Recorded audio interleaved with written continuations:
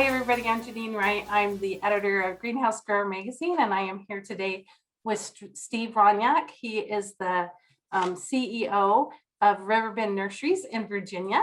And we are here today to talk with Steve about a problem that he had, or a challenge that he came across at his operation, and kind of how he approached that, solving and finding a solution for it and taking care of it. So Steve, welcome to the Problem Solver video today.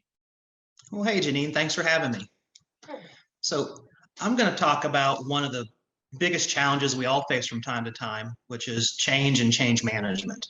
You know, if you don't manage change correctly, it can become just a hassle. And I'm going to talk about a specific instance of change management with adding new product lines. So expanding our product lines can be vital to building and maintaining market share, and it's also to better serve our customer base. So Riverbend Nursery has been a supplier primarily of big tag perennials to independent garden centers and landscapers for over 30 years.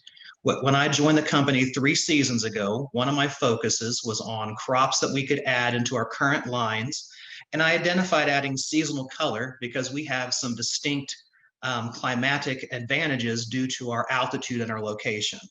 The specific example I'll talk about today is how we successfully added fall pansies.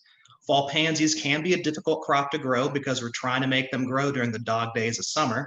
And when I worked as a grower, that was one of my favorite crops to grow because I really liked the challenge of producing a quality crop at a time of the year when it wasn't ideal.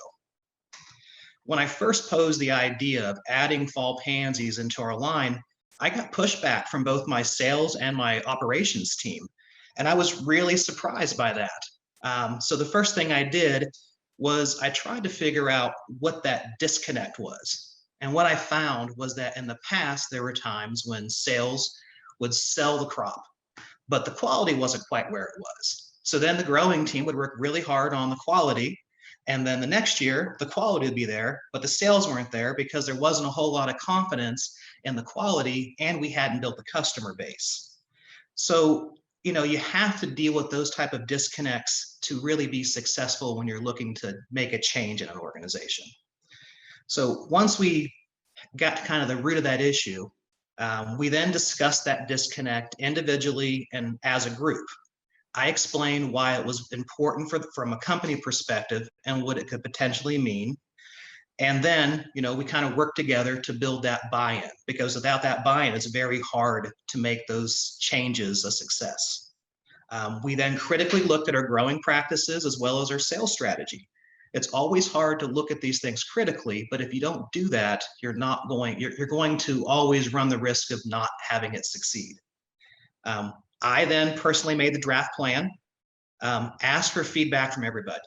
The draft plan was picked apart by everybody, which is what needs to happen.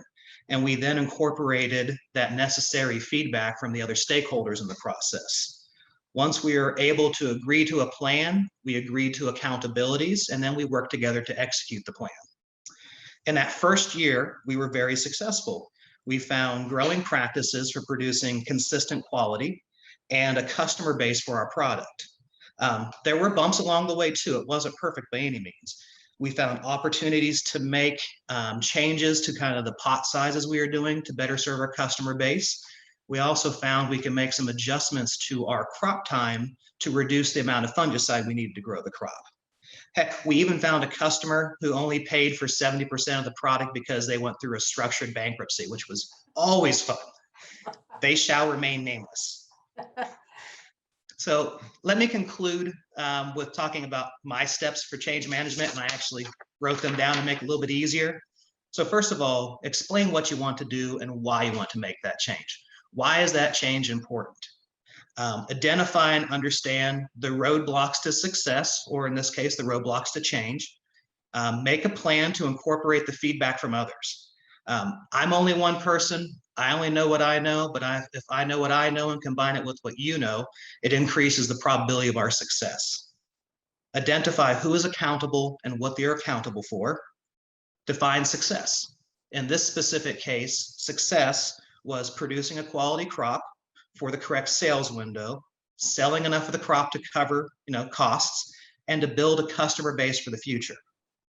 You got to start with a trial you're comfortable with and scale to the size of your operation. If the trial is too small, it'll get lost. If the trial is too big, it can become a burden. And then additionally, it can be a financial risk. Utilize subject matter experts to help with the process. Our industry is full of great technical service people. If you don't know a question, ask it. And finally, execute your plan and make adjustments as needed. You know, the plan is only as good as the time it's made. So if you're not willing to make adjustments as that plan is going, it's going to be hard to be successful. And that's it in a nutshell. So thank you for watching, and I hope this helps your organization. Well, Steve, thank you so much for sharing Of course. with us. It's valuable advice for other operations and other people going through the same thing.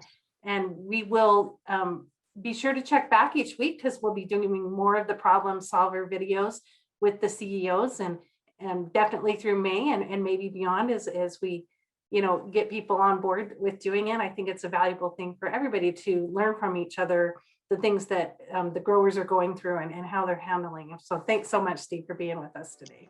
Well, thanks for having me, Janine.